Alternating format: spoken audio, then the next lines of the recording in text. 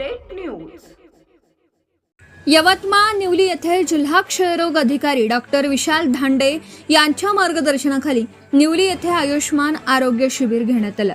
या शिबिरात 125 रुग्णांची आरोग्य तपासणी डॉक्टर सतीश जांभोळे, वैद्यकीय अधिकारी प्राध्यापक केंद्र शिरपूर, मानसी पेटकर, समुदाय आरोग्य अधिकारी भालर यांनी तपासणी केली। 2 आठवड्यापेक्षा जास्त काळ खोकला, वजनात लक्षणीय घट, रात्री येणारा ताप, मानेवर गाठी अशी लक्षणं असल्यास जवळच्या सरकारी दवाखान्यात जाऊन मोफत थुंकी नमुने तपासणी करून घ्यावी। तसेच छातीचा मोफत एक्स-रे काढून घेऊन लवकर क्षयरोगाचं निदान करावं असं आवाहन तालुका क्षयरोग पर्यवेक्षक विजय पाटील धोंडगे यांनी जमलेल्या नागरिकांना केला। तसेच क्षयरोगाच्या माहिती पत्रिका वाटण्यात आल्या।